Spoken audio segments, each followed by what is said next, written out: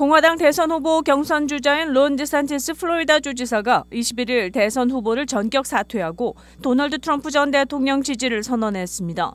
이로써 공화당 경선은 최근 아이오와에서 압도적으로 승리한 트럼프 전 대통령과 두 번째 경선지인 뉴햄프셔에 희망을 걸고 있는 니키 헤일리 전 유엔 대사의 양자 대결 구도로 좁혀졌습니다.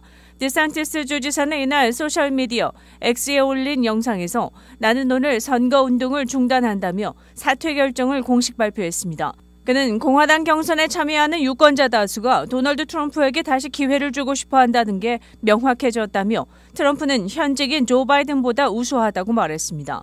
디산티스 주지사는 지난 15일 공화당 첫 경선을 치르는 아이오와에 막대한 시간과 자원을 쏟아부으며 총력전을 펼쳐왔으나 트럼프와 29.8%포인트 차로 2위를 기록했고 별 가망이 없는 뉴햄프셔 경선을 아예 포기하는 모습을 보이면서 사퇴할 수 있다는 관측이 나오기도 했습니다.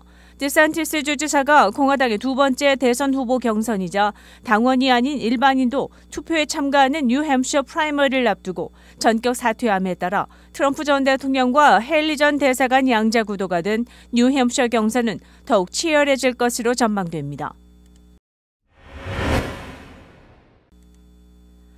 미국의 10대 청소년 취업률이 14년 만에 최고 수준을 기록했다고 워싱턴 포스트가 21일 보도했습니다. 미 노동부 자료에 따르면 2023년 16에서 19세 청소년의 37%가 취업했거나 구직 활동을 한 것으로 나타났습니다. 이는 2009년 이후 가장 높은 비율입니다. 10대 취업률은 지난 40여 년간 대체로 하락세였습니다. 2000년대 들어서는 가파르게 떨어지다가 2014년에 바닥을 친 뒤 이후 들쭉날쭉하며 점진적으로 올라가고 있습니다. 지난해 10대 취업자 수는 팬데믹 이전에 비해 25만 명 이상 많습니다. 주로 고등학생들이 방과 후나 방학 기간을 이용해 식당이나 상점 등에서 아르바이트를 하고 있습니다. Z세대로 불리는 지금의 10대 취업률은 밀레니얼 세대가 10대였을 당시보다 많이 높아졌습니다. 서비스업과 소매업 분야에 10대 알바 직원이 많습니다. 학생들은 재정적 독립과 새로운 기회 등을 알바 이유로 꼽았습니다. 많이 오른 물가도 10대들의 취업을 늘린 이유가 됐습니다. 저소득층 학생들은 집 임차료와 공과금을 충당하기 위해 일한다고 많이 답한 반면 그 외 학생들은 기름값과 자동차 보험료, 친구들과 놀 때 쓰기 위해 알바를 한다고 답했습니다. 최저임금도 많이 올라 알바생들에게 도움이 됐습니다. 애틀랜타 연방준비은행 분석에 따르면 지난해 16에서 24세 근로자 임금 상승률은 9.8%로 전체 근로자 임금 상승률에 비해 거의 2배에 달했습니다.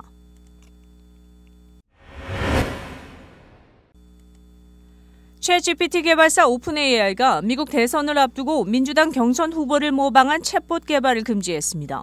21일 워싱턴 포스트 등에 따르면 오픈AI는 최근 민주당 경선 후보인 닌 필립스 연방하원의원의 AI 챗봇인 닌.봇을 개발한 AI 스타트업 델파이의 계정을 중단시켰습니다. 오픈AI 측은 정치 캠페인에 사용해서는 안 된다는 API, 응용 프로그램 인터페이스 사용 정책을 고의로 위반하거나 동의 없이 개인을 사칭한 개발자의 계정을 최근 삭제했다고 밝혔습니다. 이는 오픈AI가 미 대선 과정에서 자사의 AI 기술이 오용되는 것을 막기 위해 취한 첫 번째 조치입니다. 필립스 하원의원을 후원하는 We Deserve Better라는 이름의 슈퍼팩은 델파이와 계약을 맺고 오픈AI의 챗GPT를 기반으로 필립스 챗봇을 개발해 운영하려고 했습니다. 이 단체는 닌.봇을 이용해 웹사이트에서 유권자들과 실시간으로 대화할 수 있도록 할 예정이었습니다. 그러나 계정이 중단되면서 닌.봇은 삭제됐습니다. 닌.봇은 필립스의 슈퍼팩을 만든 실리콘밸리 기업가 매트 클리실로프와 제드 서머스가 아이디어를 낸 것으로 전해졌습니다. 오픈AI는 챗GPT와 함께 이미지 생성 AI인 달리 등 자사의 AI가 정치활동 등에 활용되는 것을 금지하고 있습니다. 최근에는 이들 AI 도구가 선거에 악용되는 것을 막기 위한 방안도 마련했습니다. 오픈AI는 챗GPT가 제공하는 뉴스 정보와 달리가 제공하는 이미지가 어디에서 누구에 의해 만들어졌는지 출처를 제공키로 했습니다. 특히 달리가 제공하는 이미지에 대한 검증을 강화해 어떤 이미지가 달리에 의해 생성됐는지 여부를 확인할 수 있는 이미지 찾기 도구도 출시할 예정입니다.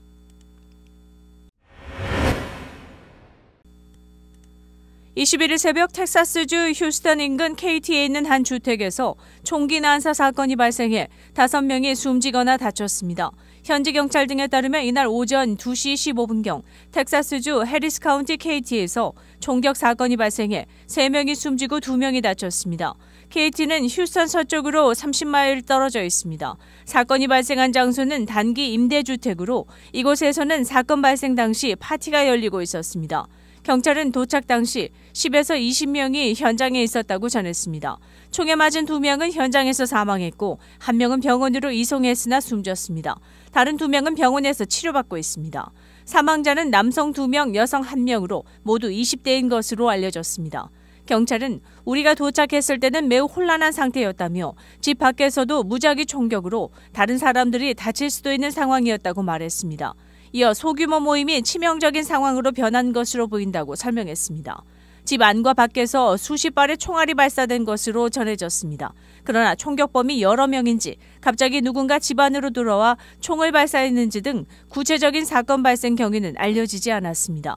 경찰은 파티 참석자와 목격자 등을 상대로 사건 경위를 조사 중입니다. 매년 추수감사절 퍼레이드를 벌이는 것으로 유명한 전국 백화점 체인 메이시스가 점포를 줄이고 직원을 대폭 감원하는 구조조정에 나섰다고 월스트리트저널이 18일 보도했습니다. 메이시스는 직원 2,350명을 줄이고 매장 5곳을 폐쇄하는 구조조정에 착수했습니다. 이 같은 감원 규모는 계절적 임시고용을 제외한 전체 메이시스 인력의 3.5%에 해당한다고 월스트리트저널은 전했습니다. 메이시스는 미 전역에 매장 500여 곳을 운영 중입니다. 에어프리미어가 샌프란시스코의 신규 취향과 함께 LA 노선 수요 확대를 위해 특가 프로모션에 나섭니다. 에어프리미어는 오는 5월 16일부터 샌프란시스코 인천 노선에 주 4회 정기편을 운항한다고 18일 밝혔습니다. 샌프란시스코 인천 노선은 매주 오후 5시 30분에 인천국제공항에서 출발해 낮 12시 30분 샌프란시스코 공항에 도착합니다. 샌프란시스코 출발 항공편은 낮 3시에 출발해 인천국제공항에 다음날 오후 7시 50분에 도착합니다. 항공권은 오는 1월 23일 오전 9시부터 에어프리미어 웹사이트에서 예매할 수 있습니다. 에어프리미어 관계자는 LA, 뉴욕에 이어 이번 샌프란시스코까지 미주 노선에 3개 노선의 정기편을 운항하게 됐다며 더 많은 미주 하늘길을 열어 소비자의 선택지를 더 넓혀갈 예정이라고 말했습니다. 에어프리미어가 LA 노선에 공을 들이는 것은 총 12개 노선 중 지난해 수송 인력이 가장 많은 노선이기 때문입니다. 지난해 12개 국제 노선에 2,432편을 운항한 에어프리미어를 이용한 승객 수는 67만 1,483명으로 집계됐습니다. 이 중 LA 노선이 국제선 수송 인원의 23.6%에 해당하는 15만 8,600여 명이 탑승해 1위를 차지했습니다. 특히 대한항공과 아시아나항공 외에 대안이 없던 LA와 뉴욕 노선에서 22만 9,300여 명을 수송하며 11.6%의 여객을 분담해 대한항공사로서 새로운 바람을 불어넣고 있습니다. 에어프리미어가 연중 할인 이벤트인 프로미스 프로모션을 시작하는 배경이기도 합니다. 최근 미국에서 북극 한파가 몰아닥치면서 이로 인한 사망자가 80명을 넘어선 것으로 나타났습니다. 20일 CBS 방송은 자체 집계 결과 미 전역에서 최근 한 주간 추위로 인한 사망자가 83명으로 확인됐다고 보도했습니다. 이들은 눈길 교통사고나 저체온증 등으로 사망한 것으로 보고됐습니다. 테네시주 보건부는 날씨 관련 사망자가 19명이라고 밝혔습니다. 오리건주 당국은 16명이 날씨 탓에 사망했으며 이 중에는 나무가 자동차 위로 쓰러져 사망한 성인 3명이 포함됐다고 전했습니다. 이 밖에도 일리노이주, 펜실베니아주, 미시시피주, 워싱턴주, 켄터키주, 위스콘신주, 뉴욕주, 뉴저지 등지에서 사망자가 나왔습니다. 다만 교통사고로 인한 사망자 등 일부는 날씨와 사망 원인이 관련이 있는지 확인 중이라고 CBS는 전했습니다. 전날 미국 북동부와 중서부 일부 지역에 폭설이 내린 데 이어 이번 주말에도 미국 전역에서 혹한이 이어져 수천만 명이 고통을 겪었습니다. 오리건주에서는 얼음 폭풍이 몰아쳐 4만 5천 명의 전기 공급이 끊겼습니다. 펜실베니아와 캘리포니아, 뉴멕시코와 인디애나주에서도 정전이 보고됐습니다. 지난해 미국의 기존 주택 거래량이 약 30년 만에 가장 낮은 수준을 기록한 것으로 나타났습니다. 19일 미 부동산 중개인협회에 따르면 지난해 미국의 기존 주택 매매 건수는 409만 건으로 집계됐습니다. 이는 1995년 이후 28년 만에 가장 낮은 거래량이라고 협회는 전했습니다. 지난해 12월 미국 기존 주택 매매 건수는 378만 건으로 전월 대비 0.1% 감소한 것으로 나타났습니다. 작년 12월과 비교해서 6.2% 줄었습니다. 12월 매매 건수는 글로벌 금융위기 직후인 지난 2010년 8월 이후 13년 만에 가장 낮은 수준을 기록했습니다. 기존 주택 거래량은 미 주택시장 거래량의 대부분을 차지합니다. 다만 통상 거래 종결까지 통상 한두 달 이상 소요되기 때문에 12월 통계는 지난해 10월과 11월경 구매 결정이 반영된 수치입니다. 한편 12월 미국 기존 주택의 중위 가격은 38만 2,600달러로 전년 동월 대비 6.2% 올라 6개월 연속 상승세를 나타냈습니다.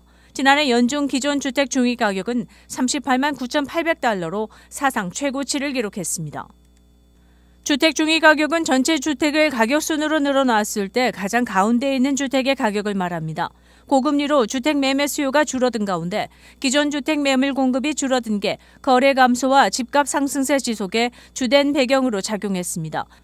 다만 미 연방준비제도의 내년 금리 인하 기대로 최근 주택담보대출 금리도 내림세를 보여 향후 주택 거래량 증가로 이어질 것이란 전망이 나옵니다. 재외동포청이 올해 재외동포 차세대 정체성 함양의 산실 역할을 하는 한글학교 지원을 대폭 확대합니다.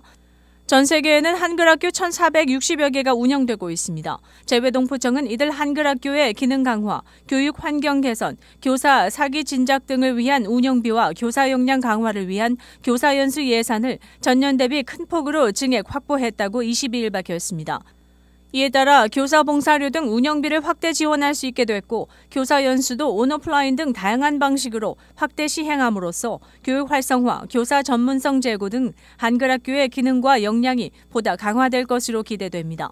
재외동포청은 앞서 8일부터 일주일 동안 서울에서 한글학교 교사 초청 연수를 지난해 6월 5일 재외동포청 출범 이후 처음으로 개최했습니다.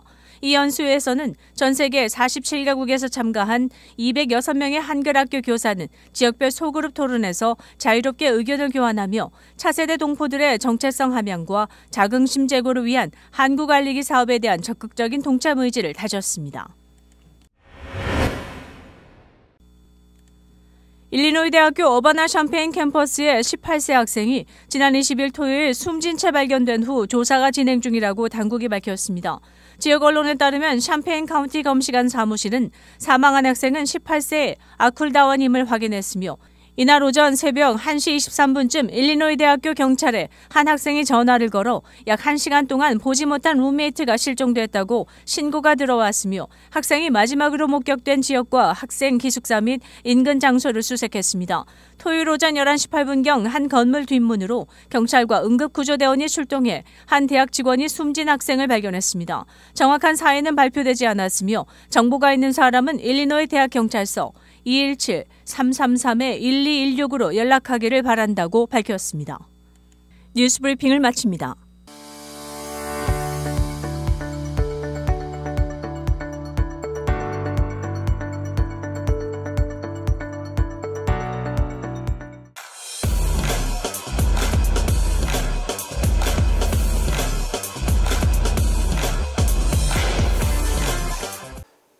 시청자 여러분, 한 주 동안 안녕하셨습니까? 시사전망 이전복입니다. 오늘은 딜러의 자동차 판매 이야기입니다. 자동차 판매 사기를 방지하기 위해 오는 7월부터는 한층 강화된 규정을 시행한다고 연방거래위원회가 밝히고 나섰습니다. FTC는 자동차 딜러를 대상으로 소비자 권리 보장 이행을 강제하는 자동차 소매 사기 방지 규정 시행을 최근 발표한 것입니다. 이 CARS 규정에는 자동차 판매 불만 신고 접수 시 법적 대응을 통해 불법 이익금까지도 환수한다는 내용도 포함됐습니다. 사기 방지 규정에는 두 가지 사기가 언급되어 있습니다. 차량 판매 가격 허위 표기 금지가 있고 숨겨진 비용 추가 및 불필요한 옵션 판매 금지가 있습니다. 딜러가 자동차를 낮은 가격으로 선전해 구매자를 매장으로 불러들인 후 광고 금액보다 더 비싼 다른 자동차를 권하는 수법이 있고, 또 다른 하나는 차량 딜러 업체와 직원이 광고를 통해 차량 가격을 싸게 제시한 뒤에 작은 글씨로 고객이 실제로 부담해야 하는 고액의 다운 페이먼트와 높은 이자율을 숨기는 형태가 있습니다. 새로운 CARS 규정에 따르면 딜러는 차량 가격을 비롯해 금융 조건, 추가 기능, 그리고 리베이트 같은 주요 정보를 허위로 제공할 수 없으며, 딜러는 소비자에게 최종 판매가를 알려주어야 합니다. 또 숨겨진 비용, 즉 정크 수수료를 청구하지 못하도록 했습니다. 혜택이 거의 없다시피 한 중복 워런티, 전기차에 불필요한 오일 교환 서비스 등을 추가하면 안 됩니다. 결론은 소비자들이 무슨 요금인지를 알고서 그 비용을 지불하는 데 동의를 해야 추가 비용을 청구할 수 있게 됐습니다. FTC는 오는 7월 30일부터 새 규정 시행으로 전국 자동차 구매자들이 연간 34억 달러와 7,200만 시간을 절약하게 된다고 예측했습니다. 특히 영어를 잘 모르는 이민자들을 위해 영어 아닌 스페인어 등으로 광고하는 딜러십은 추가 비용에 대해 소비자의 언어로 설명해야 하는 의무가 부과됐습니다. 딜러가 보증 연장이라든가 자동차 보험, 그리고 자동차를 보호하는 코팅 등 불필요한 추가 수수료를 부과해 구매자들에게 피해를 끼치는 일이 줄어들 것으로 보입니다. 새 규정은 FTC 웹사이트에서 확인하면 됩니다. 시사전망 이전봉입니다.